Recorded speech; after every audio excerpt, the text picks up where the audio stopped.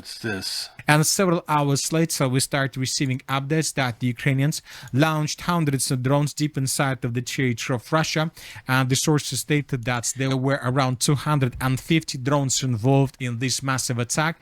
And during the night, later during the night and this morning and during the day, we were receiving lots of updates from the territory of the city of Ryazan because this settlement was under attack. And yeah, this is the example. You have all of Europe just producing drones to fly deep into Russia, and since you have all these factories in Europe doing that now, where Russia can't bomb them, the drones are brought into Ukraine and then fired off as quickly as possible, so Russia doesn't have time to destroy them first. And they've actually been doing some damage. I've noticed this in the last few months, and the Russians are fed up. The Russians they're that's why they're reaching the point where they're thinking of striking Europe directly and to send a message. Received lots of videos. Here we can see a Ukrainian drone that's hit the building. Here we can see almost the same story. Another drone hit another building on the territory of the city of Ryazan. So it seems that dozens of drones of the armed forces of Ukraine. For the first 3-4 years of war, Ukraine didn't hit any really targets in Russia. They did occasional things, but it was minor, easily repaired. Now their waves of drones are actually doing damage, and because you have factories all over Europe producing drones just for the purpose of sending them deep into Russia. Managed to get the city, and basically all these drones were moving in the direction of the oil refinery, but these multi-story buildings were located on the roads of attack, so that is why these drones were attacking all these buildings. And during the day and during the night we received lots of updates with fire anomalies. So we can see here a huge fire broke out on the territory of the Bryansk oil refinery. So summarizing everything, we can make imagine seeing videos like this all across Europe because Russia finally decides to respond.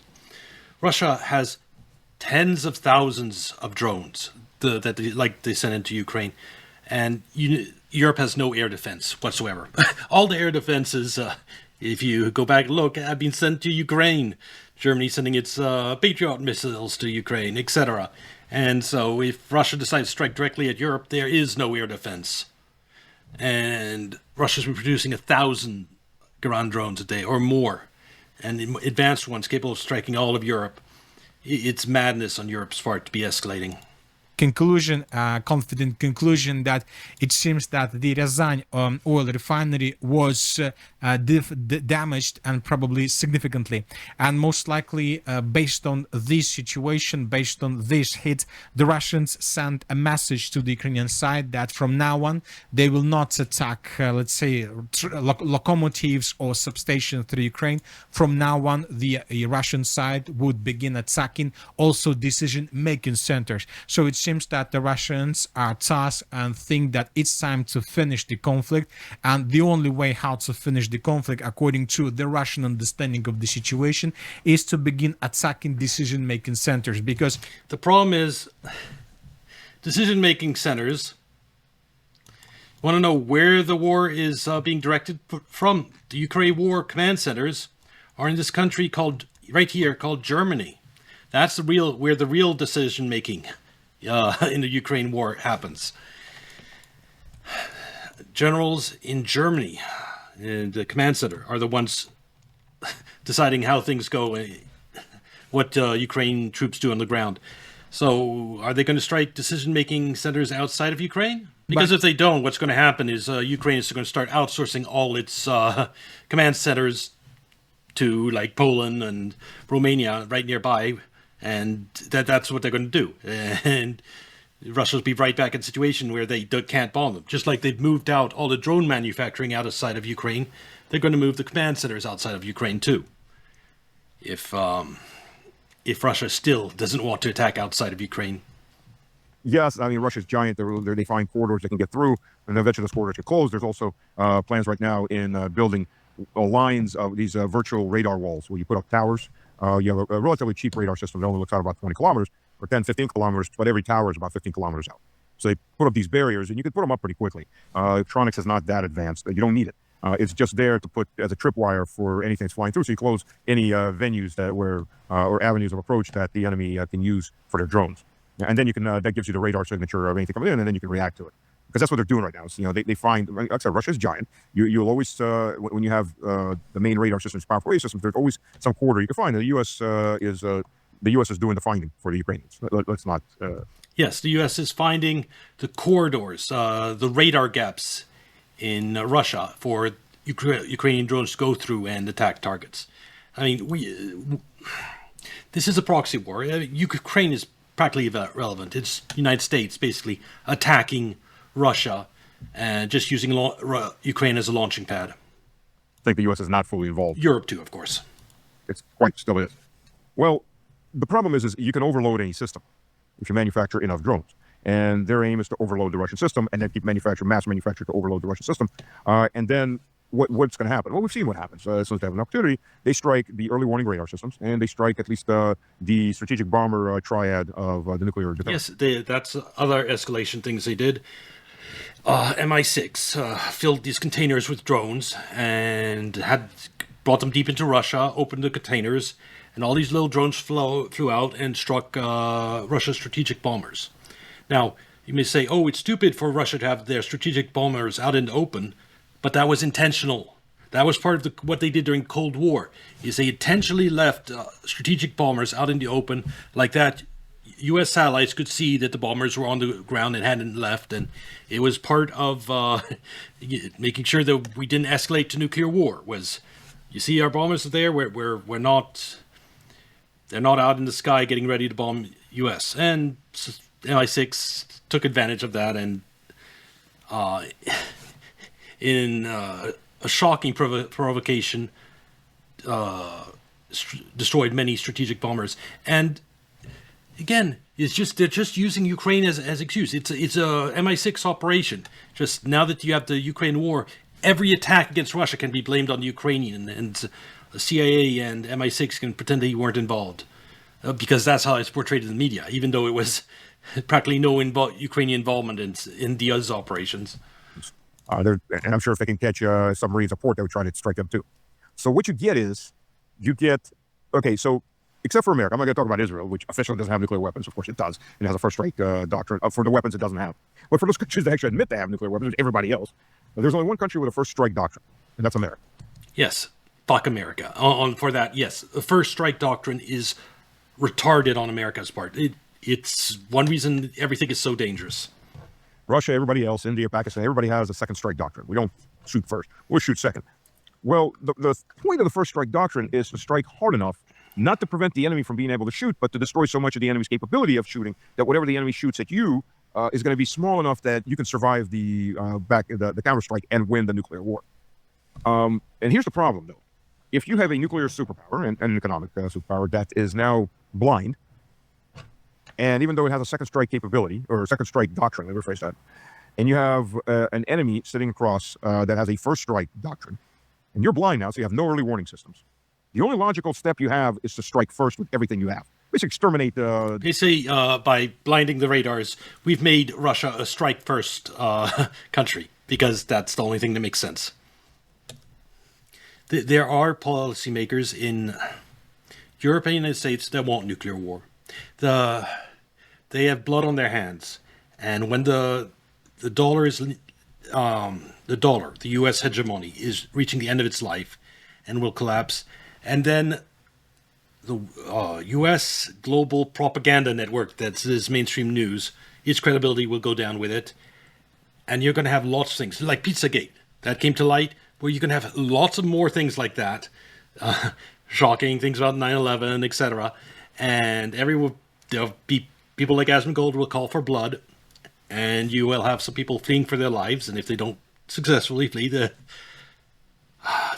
if they're lucky, they'll spend the rest of their life in jail. So the people that are afraid of that, one way to get out of this situation when you're nearing the inevitable collapse of the dollar is to have the collapse of the dollar coincide with thermonuclear war. And then you just flee to South America or wherever you have your bunker, and all the evidence of your wrongdoings goes up in nuclear flames. So you have a scary situation where you have people that actually want thermonuclear war just to cover up the crimes they committed.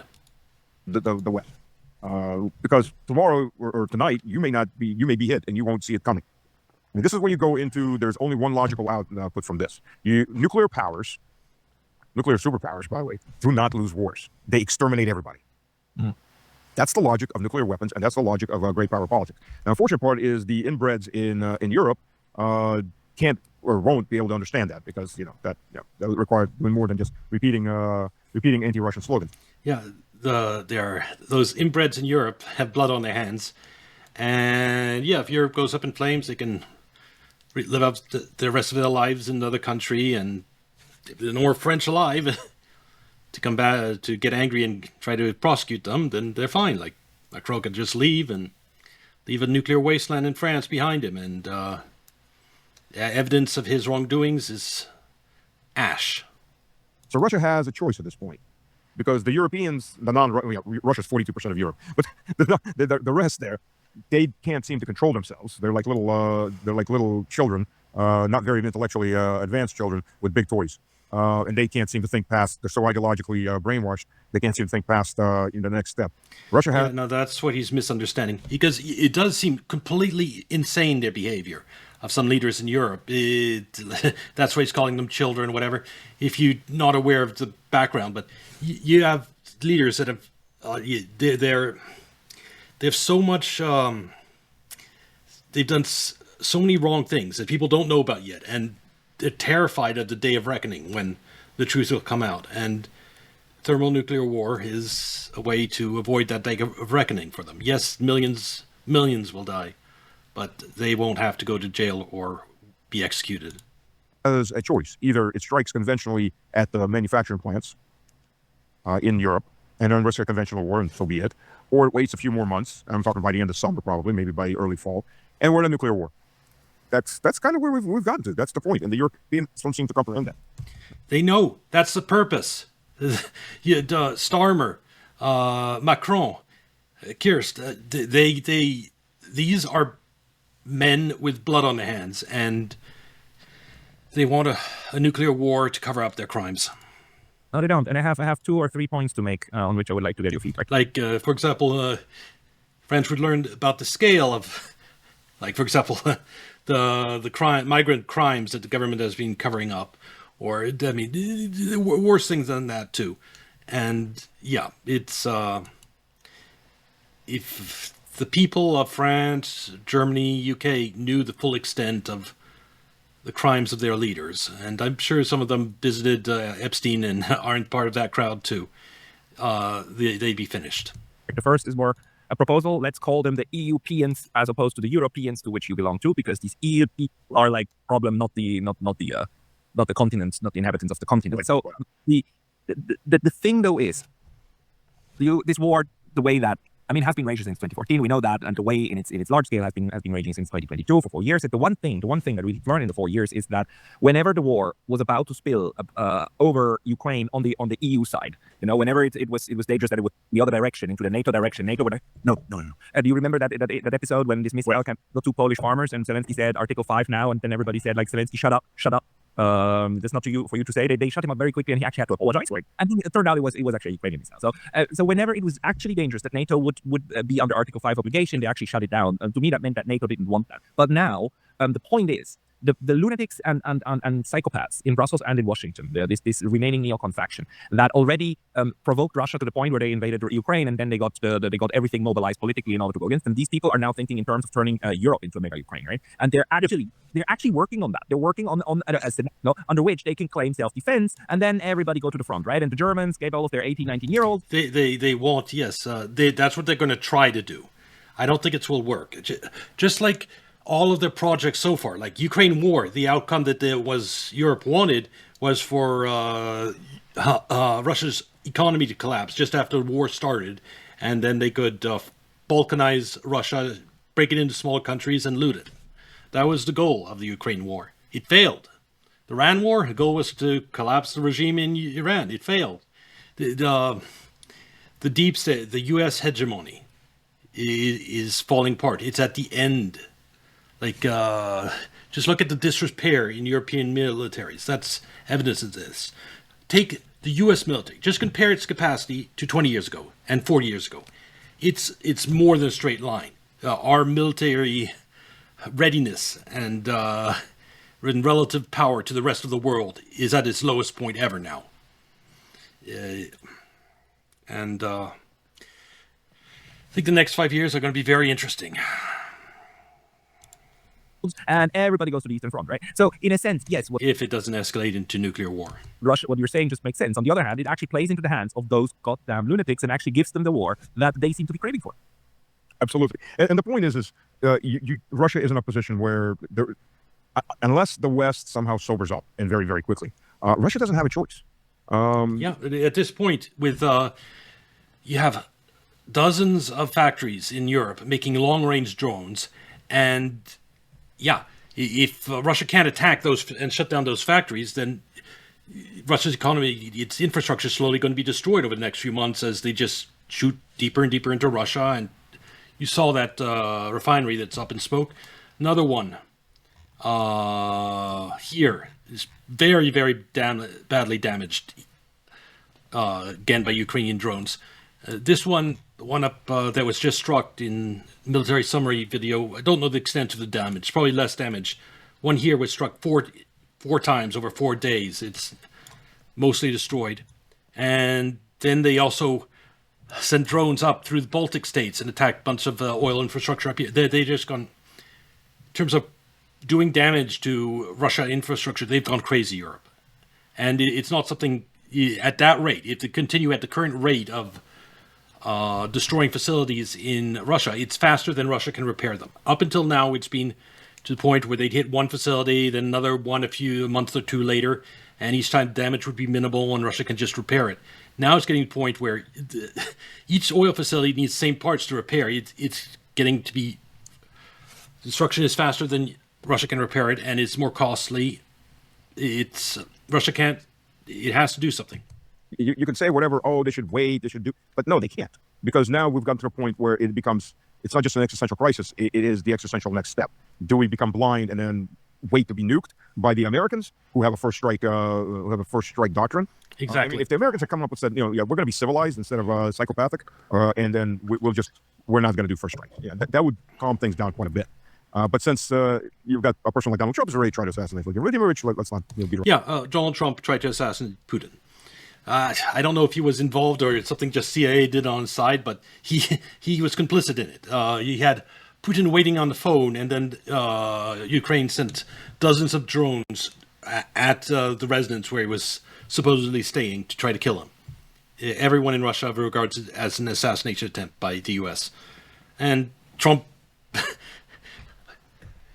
Let me put it this way. Trump has not done anything to stop all this. Like the assassination attempt against Putin, that follows assassination attempts against Russia, a successful one against a military official in Moscow, and it was the latest line in assassination attempts against Russian officials. And Russia could have, Trump could have put a stop to it at any point. Says, okay, Ukraine, no more assassinations or we cut off all military support. Trump could have done that. He could have. He didn't. And that's one example of Trump being an absolute disaster on the international side of things. The danger of these assassination attempts into getting us deeper into war and escalations into nuclear war is so bad. And Trump deserves, fuck Trump for not putting a stop to that. During the Bush, the Valdai strike, attempted Valdai strike was an assassination. And even in Russia, they're openly saying that now. They didn't want to say that, but that it is what it is. Valdai's strike, that was the assassination attempt against Putin. No matter what conversations are still having, you have an opponent that doesn't seem to have a break. Schultz, for anything you want to say, he was much more rational than Merz, as it seems to be pointing out. And even the EU sociopaths that are the EUers that are sitting there, once some of the more rational, I'm not going to say fully rational, ones have been replaced by even less rational people like Kaja Kallas, who has an IQ of a broken brick. And then the rest have just become that much more indoctrinated in believing their own crap. They're in echo chambers. They all say the same things. They all hear the same things back, and then it builds up in their head. Yeah, the problem limited space. Even a broken brick can kill you if it falls on your head flying. So, out, for God's sakes, finally, just in Bankovskaya, which is, by the way, the street is closed by military patrols. I know that from several people down there. They only allow, they're afraid of the riffraff. the people of Ukraine. So that's where the elites are. Quite literally, we have drones watching them getting in and out of their cars to their apartments and their offices. So yeah, the overwhelming consent was take it out. For God's sakes, finally, just take it out. So everybody I know was hoping Zelensky would do something. They were He's talking about over the May 9th parade. They were hoping that Zelensky attacked Moscow because Moscow had warned that they'd level Kiev. And lots of people in Russia want to level Kiev. So they were hoping that Zelensky attacked Moscow up here during May 9th so that finally Kiev could be leveled to the ground. praying Zelensky would finally do just try to strike the parade. We could finally do this.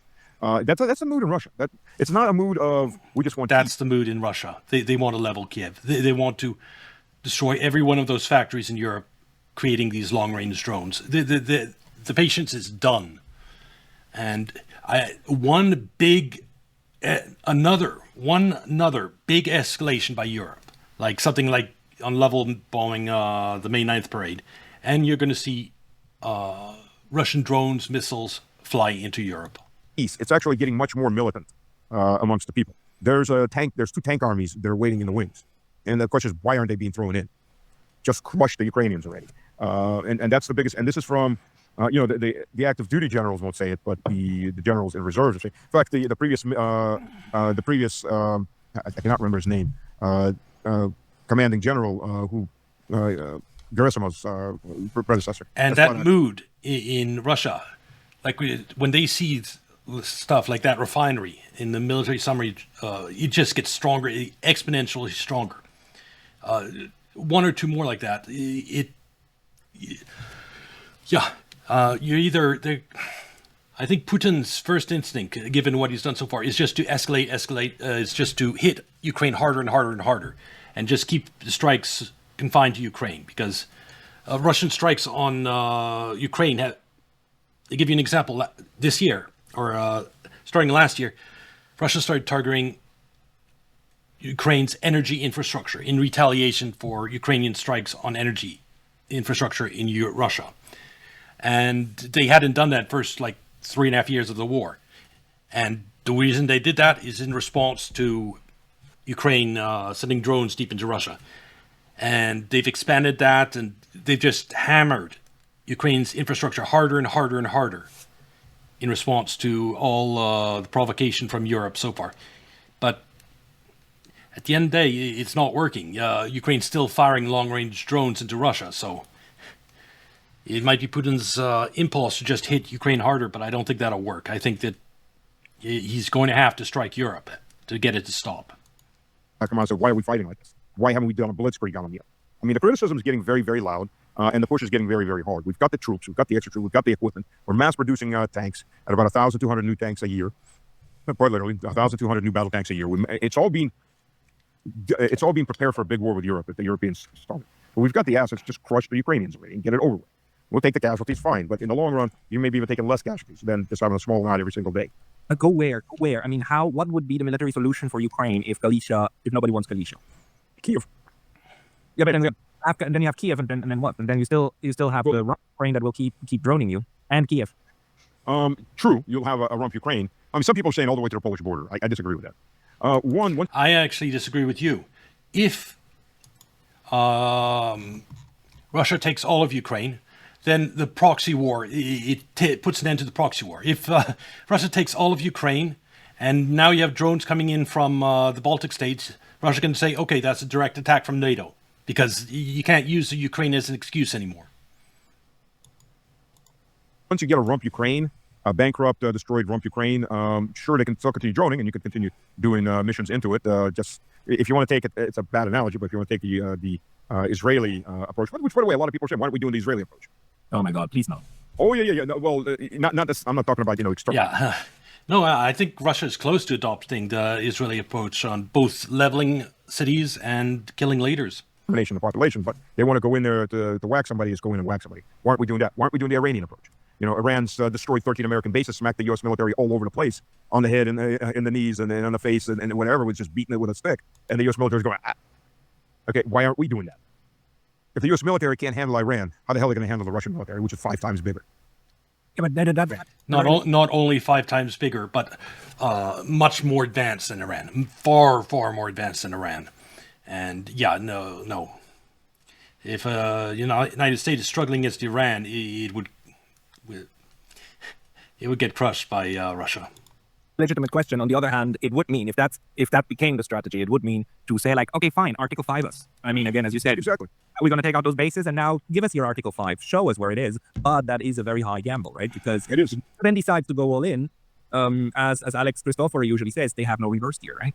Well, they do have a reverse gear. At least parts of NATO have a reverse gear. All of NATO will never go all in. Let's be realistic. One, the Americans have an incentive to be neutral. There is. I said there are leaders in Europe that do want nuclear war, but there are a lot of people that the rest of them don't.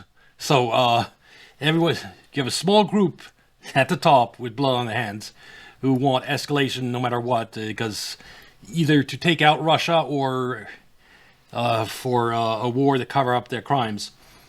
The rest of the people of common sense and don't want that. So there are some limits on if Macron says, "Oh, nuke Russia." There are people that said no. They might say no to that. I don't think Macron could just order something like that, for example. And sell weapons to the Europeans, not to fight in the European war. And if we're looking at it, the Americans are doing just that. Look, the Stryker Brigade out of Vilsack. I used to be stationed in Vilsack. And that base got expanded quite a bit. It was just 3rd Brigade 1ID there when I was there, or the 3rd Brigade. And now they put in like 2 more brigades. So they really grew that base. But they're going to take 1 brigade, the Stryker Brigade, out. That's 5,000 some men. Now he's like, oh, and we're going to take other men out, and plus men out of Italy. The U.S. is retreating on all fronts because it doesn't want to be part of this war. It wants to feed off of this war. Yes. It's got 5,000 M1 and M1A1 tanks in reserve. They need to do something with them. They're mothballed right now, but what are you going to do? Oh, and they suddenly started upgrading the M1s to M1A1. Changing the armor from steel to composite, changing the main gun from 105 to 120, which is great, by the way, for Rheinmetall, because Rheinmetall produces those 120 millimeter main guns. So, what are you going to do? Plus, you're investing in upgrading. So obviously, you're pretty sure you're going to have a market to sell off this older equipment. They've got about 6,000 old Bradleys standing around in mothball. What are you going to do with them? Either you spend money to chop them up, or you sell them to somebody who really, really needs it. And so on. I mean, they even have, Hawk missiles, which went out of the U.S. military, anti-aircraft missiles back in the early, like 91, 92. And they still have hundreds of them, of the platforms and the missiles. Obviously, they're waiting for something somewhere to sell it because, you've got to maintain it. You've got to spend money on it. Now, having said that, they're just portions of the outside of the Americans. They're portions that will never go fight. The Turks more than likely would never go fight. They have nothing to gain from it. Yeah, the Turks. Yeah, the Turks. They depend on Russia for their energy, for one thing, and they have. Why the fuck would they want to fight Russia? No. The Greeks would probably have a revolution. So would the Bulgarians. We just saw the elections in Bulgaria. They're definitely not pro. Good question on the Romanians, because let's not forget, the Romanian elections were stolen, flat out. I mean, as ugly as they could be. Yes, a pro-Russian candidate won, and the court just annulled the election, and then they redid it till they got to the result they want, and probably other manipulation too. But they literally annulled the results of an election to get a pro-EU outcome. Flat out stolen. The only thing that didn't happen was the Praetorian Guard didn't march in there and shoot everybody. And by the way, the Praetorian Guard at that moment was the 110th Airborne, or 101st Airborne, which is Air Assault Division, U.S. Division, which is gone now. So is the 82nd is now gone. They've all been taken out of Europe, and there's steadily they're being taken out because they're not going to fight. Now, questionable how many other European countries are actually going to. Portugal going to send troops, or Spain? The problem that I'm now realizing, listening to how you're portraying what the Portugal all the way here.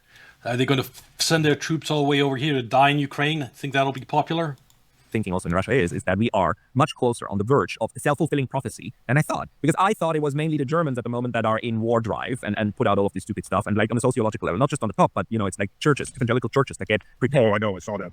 I mean, that just means that, as Matthias Desmond says, that the mass formation has already is already gripping. It's like we are well inside COVID hysteria, just this time with war, in the one of the most important parts of Europe that would then... Yes, they're trying to create war hysteria in Europe, and at the same time, they're provoking Russia to do something, and then after Germany telling citizens, where Russia evil, Russia evil, Russia evil, they're going to attack, then they provoke Russia with these long-range drones, and if Russia strikes the factory making them in Germany, Germany says, see, Russia is evil, and they'll try to use that to send Germans to die in Ukraine.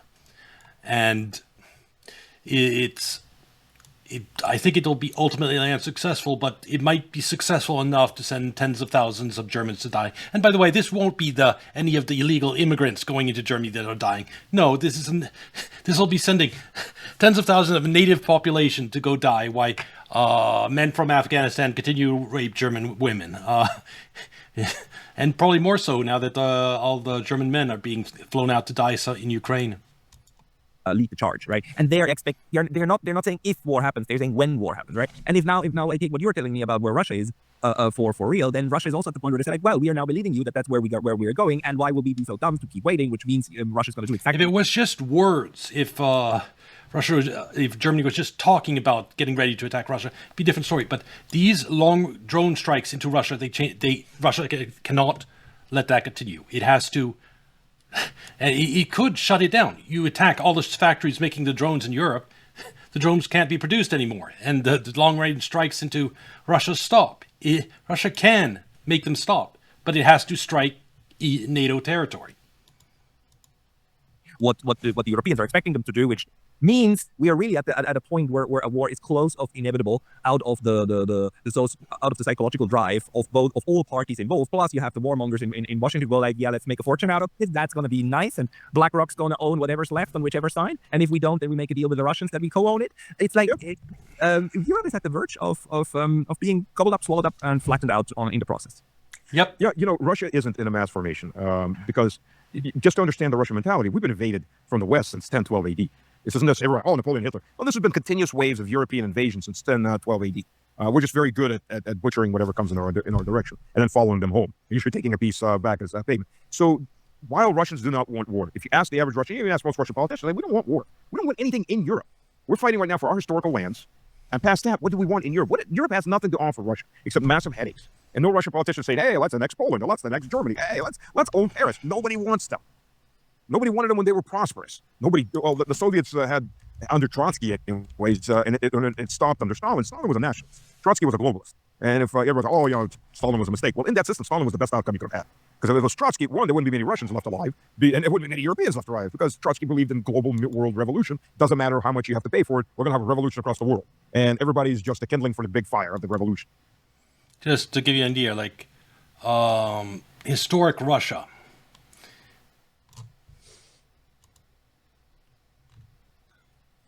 Don't know what. Hey, man. What started playing? Okay, forget that. Is all this, you see, the Black Sea, all of Ukraine, all like here, right here, Poland. So historic Russia, I don't think they'd want Poland, but nowadays, but historic Russia is all of this.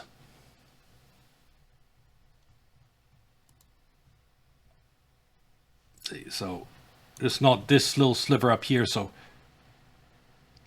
it's all that.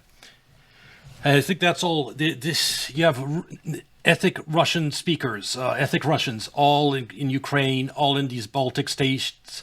Poland, that's more distinct. So I don't think they'd want Poland. But taking back this area, that's the most I think Russia wants, because it's not out to do ethnic cleansing. And these are places you could conquer without having to ethnic cleanse everyone, because everyone in the countries is already ethnic Russian. And so there's no problem assimilating them at all. So thank God he didn't come to power. Stalin was a nationalist.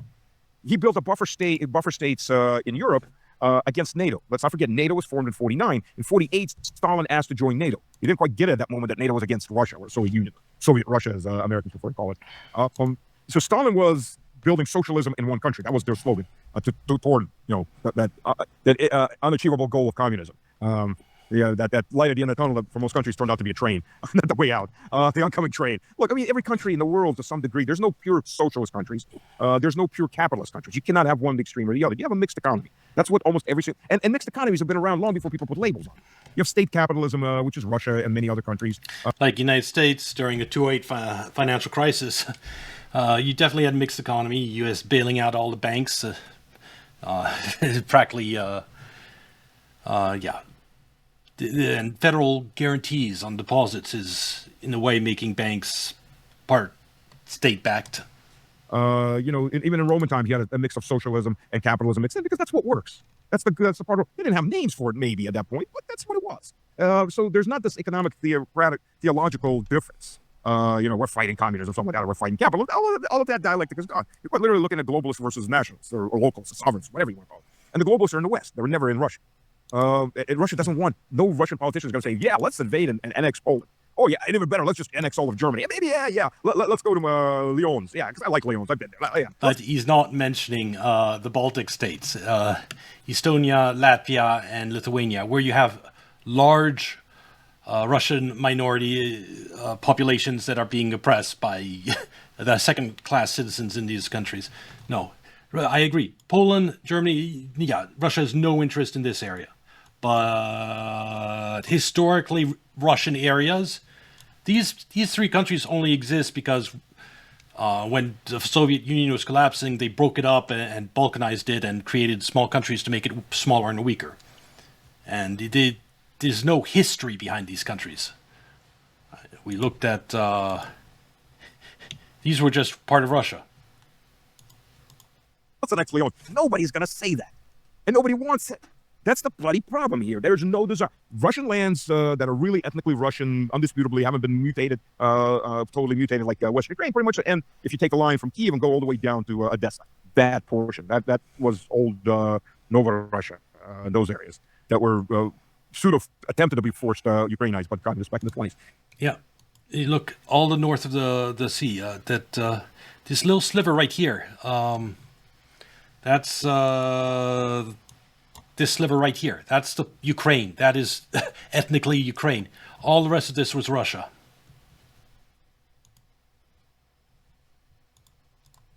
But on the other hand, Russia has 1,000 years of Western invasions.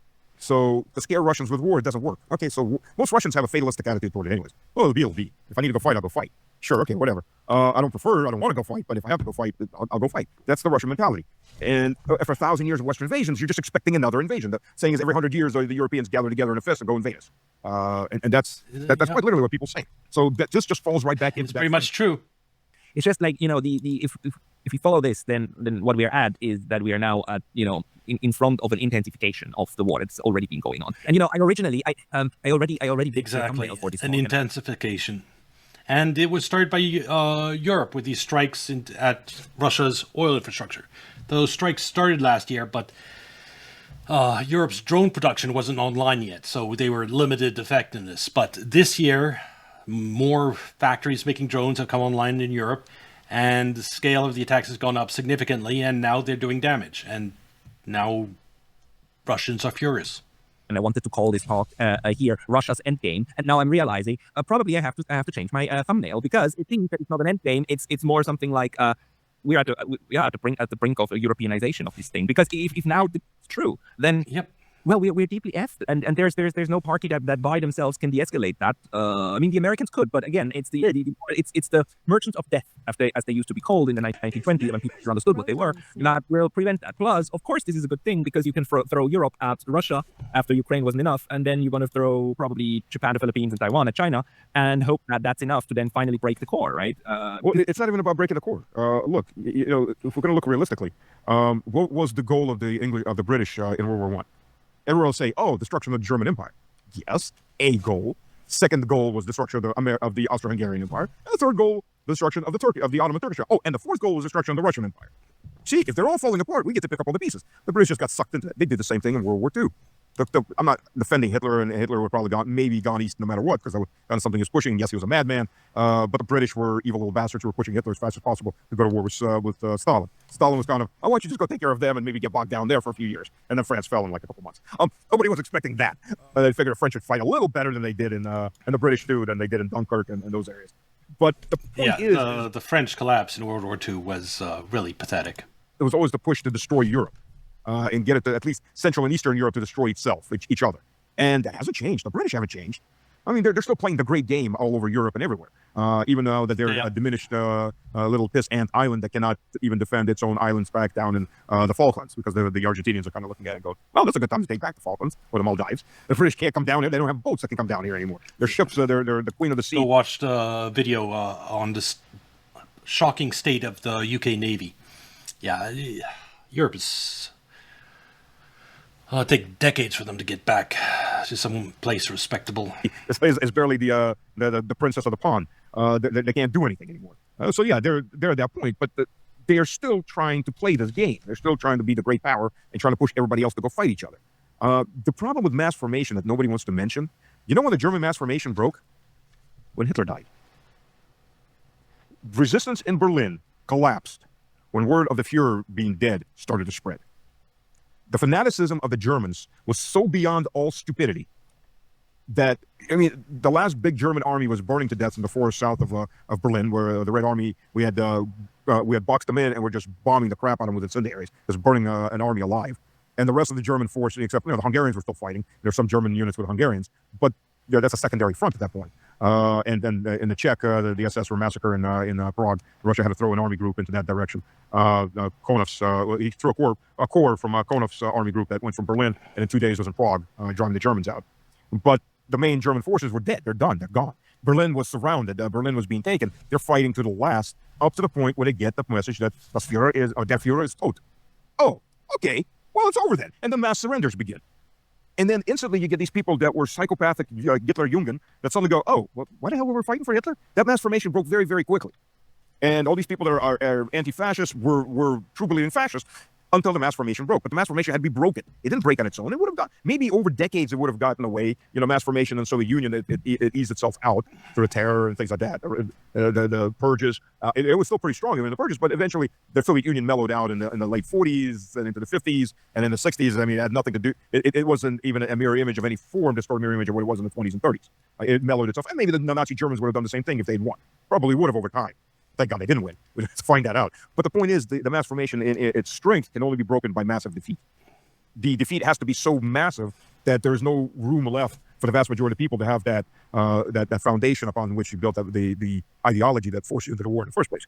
You can't say, Nazi Aryan superpower when... And so the rabidly anti-Russian quasi-Nazi Azov grade, they need a really bad defeat to kill that ideology. Russian soldiers are walking down your capital city and are opening up soup kitchens to feed your population in what's left of your capital. Kind of hard to say we're the superior race at that point. But the question is, how do we not have to get to that point, right? At least that's my question. I don't think there is. I don't think there's a way out. Yeah, just like Iran, there's no way out. It's been set up that way. It's fundamentally the United States trying to put a military alliance on Russia's doorstep, and Russia says no. And EU and United States they wanted a land grab, a military grab of put their military power in this region, and Russia said no, and that's conflict. Even to this day, Europe still wants to try to have Ukraine become part of NATO, and no, it just won't work. I don't want to say this. I prefer everybody, live friends, even if we put fences and don't look at each other, just live in peace. But I don't think there's a way out because you're right, there's a mass formation, and it's a self-licking ice cream cone. It feeds on itself, and it just grows in hysteria. And I had to beat the drum at the ultimate enemy, the media, the U.S. media empire that propagandas the world into Russia evil, Ukraine good. Ukraine isn't good. Ukraine is... Russians aren't angels, but if you compare the two, the Ukrainians are the bastards. I mean, there are elements in Germany, obviously, like the AfD, that may push back, but they may be destroyed as a party. Their future is very questionable. It is, and even if it does become a governing party, I mean, what always happens for outsider party that become governing parties is that they get mainstreamed. they get sucked into what the middle 60% already are doing anyhow. So, and then so they with Front National flavor, they do it a little bit more right way, right? Yeah. We saw with Front National. They're now not against any. Yeah, he's talking about what would happen if they came in power. But just look at what happens in the United States with Trump. What'll happen if AfD comes in power is they'll try changing a few things, and a lot of scandalous things will come to light. Think in the United States, Pizzagate coming to light.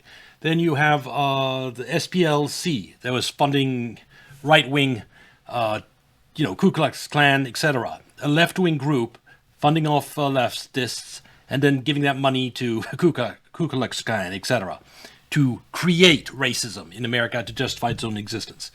You have that. You have information on COVID coming out and how the fraud surrounding that and keeping the lab leak origin secret. You're going to have things come out, and those things are going to shift popular belief like they have in America. I mean, Pizzagate coming out shifted the belief of a lot of Americans. And when ADFD comes into power, things will come to light in Germany, like the cover-ups of migrant crimes. I imagine one of the biggest things that might come out. And that'll shift belief, and the country will shift more to the right, and AFD's views will become more mainstream, and the country will shift. Sending everything to Ukraine. It's not soldiers, not French soldiers. It's what happens every single time. We saw it with the social parties of Europe back in the 20s and 30s, where once they became mainstream, they suddenly looked more like a left version of the middle and so on. And what happens with the populist parties? It does. So it's theologically really, really hard to go into real. An example of that happening might be Trump in terms of his international affairs, where he's indistinguishable from a deep state candidate in what he's doing. He's supporting Ukraine, starting the Iran war. Yes, he has been co-opted, internationally at least, completely. He's done things I think are absolutely terrible in nearly everywhere, unfortunately. So yes, but it goes both ways. Yes, Trump is co-opted, but at the same time, he's damaging the deep state in what he's forcing to light. Pizzagate revelation, one of the biggest examples of that. Worse here, or just to do a very hard turnaround. But good. I mean, now I'm sufficiently depressed again to you have that way of ruining my weekends, as we call them. Yeah. Well, I'm glad where I am in the United States, it's not going to be one of the primary targets of a Russian nuke, and so yeah, it's a lot farther away from Russia, so glad I am where I am. I wouldn't want to be in Europe when leaders are doing this fucking shit of provoking Russia. We do this on Mondays, so yeah, by the weekends, it's all calmed down. Look, honestly, I deal with it. It's whatever God wills. We put your trust in Him and do whatever needs to be done. Do I want war? No, we don't want war. Nobody wants war. But most Russians are now feeling themselves really backed up against the wall. The Europeans aren't calming down. They're doing the exact opposite. They're getting more and more psychotic. They're screaming louder and they're beating their chest harder, and they're getting stupider, which is harder. It's proof that the whole current world order is collapsing. The dollar and the euro and the eurozone, everything is reaching the end of its point. Just like the state of the UK, British Navy is an example of that. Everything's reaching, and so they're getting more desperate, and dying empire is most dangerous. It's like a dying animal or injured animal that lashes out. Imagine that the EU leadership would get any stupider, but they seem to be. I mean, look, they started talking about let's talk to Russia. Who's the number one candidate right now? Kai Kallas. It doesn't totally bother coming. Don't get on that plane. There's nothing to talk about. And you know how stupid this got? So Russia has a yearly ban on export of. You say the goal is killing as many Europeans as possible.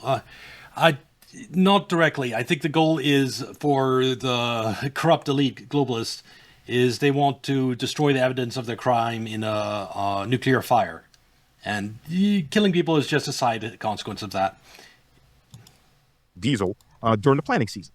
And the planting season in Russia is 3 months. Because southern Russia, the planting season is mid, sometimes even early March. It's moved up by 2 weeks. The planet is getting warmer. I mean, we're actually getting back. It's not climate disaster. If you look at a long-scale historical climate, we're at a very low point. We're just starting to get back.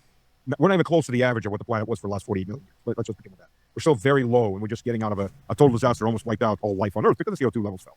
So yes, the planting season has advanced in the south. It's starting to get earlier, and the planting season in the far north, in the not the tundra, the taiga, those areas that produce a lot of wheat because it's very wet and it's it's almost 18, 20 hours of sunlight. So it's a very intensive short growing period. That planting season is toward the end of May. So you get 3 months where Russia, and you got to have the buffer built up. So Russia for 3 months, historically for the last decade or so, does not allow any export of diesel to make sure that diesel stays in the economy, is cheap enough for the agrarian sector to utilize. Russia doesn't need a lot of fertilizer because of black soil, but needs a lot of diesel. Well, the G7, when all of this started, so the G7, and there were articles about it, they didn't come hat in hand to ask Russia, can you sell some diesel? No, they came demanding you lift your sanctions. This is the mentality. We're going to talk down to you, you dirty white apes in the East. I'm going to tell you how you're supposed to be. Except those dirty white apes are sitting on top of everything they need. I mean, Russia could quite literally close itself off from the rest of the world and be fine. We produce most everything we need. Russia's the only country that can do that. It has everything it's needed. It has rare earths, it has oil, it has food, it has everything it needs. It's the only country that can just close itself off from the rest of the world and be fine. You can't sanction Russia into oblivion because there's nothing they desperately need from abroad. Sure, there's some bleeding edge technologies we don't have. The Chinese do. They've shown themselves to be more advanced than the Americans. The photon chips. Have you seen that? The photonic chips that have 1,000 times faster speed than the best NVIDIA chips. China already has a line. It's going to be producing about 12,000 of them this year. It's a big breakthrough. You're using Imagine what you could do with gaming with that. I want one for gaming. It's probably all going to go to AI for now, but eventually one day. photon. You're using photons to send signals within the chip. This is the spoiler technology for the AI data centers. They use a lot less electricity because they build up a lot less heat, and they're a lot more efficient. So at this point, yes, the Chinese have certain bleeding edge technologies we don't, but for the most part, to survive and to survive well, the clothing industry in Russia hasn't fully recovered. So yes, we do import a few things of that. Some electronics we import. We make a lot of it ourselves. Refrigerators, washing machines. That's why we keep getting chips for missiles out of old washing machines.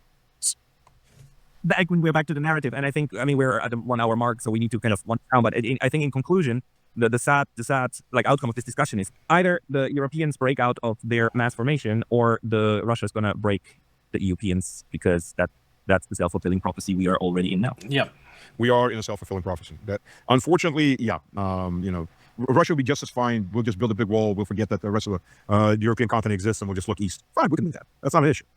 But the problem is the drone strikes have to stop, and they'll bomb the fuck out of Europe until the drone strikes stop. Guys on the other side of that wall keep wanting to knock your wall down and march into your capital cities. And that's been the historical way of things for 1,000 years, quite literally 8,014 years.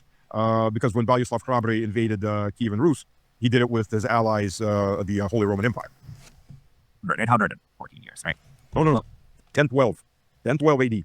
1012. 1,014 years. Well, I think that's enough of that. And yep. So escalation in Europe seems inevitable, because you have corrupt, unpopular leaders in Europe. Also, another reason they want war is because they're unpopular. Starmer, if Russia attacked UK, he could use that to rally behind the flag type thing, and try to get support that way. Of course, it might not last when he tries to send thousands of UK citizens off to die in Ukraine while more illegals invade the country and replace them. But we'll have to see. Let's see if I can find one good video on Iran. First, this will be on YouTube. Like and subscribe. Come watch on Kick or Twitch, and I'll see you next video. Bye.